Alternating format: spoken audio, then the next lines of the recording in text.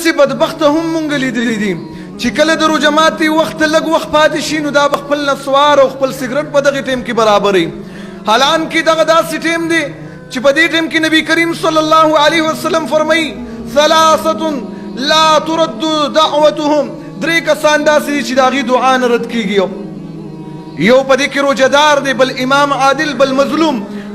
په دغه ټیم کې دغه انسان چې د دعا ټیم دی چې هغې ټیم کې رب العالمین وایي چې څه غواړې بنده وغواړه زه یې درله قبلومه.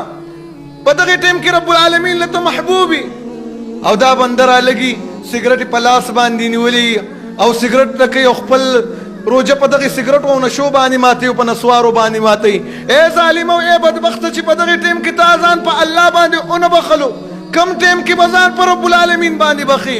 داسې بل کم وخت به وي چې ته به الله له په هغې کې خپل فریاد وکړې. راشه خپله ګناه پرېږده په دې ټیم کې، دې ټیم کې خپل الله له متوجه شه او دغې ټیم کې الله نه دعاګانې وغواړه چې رب العالمین یې درله قبولې کړي.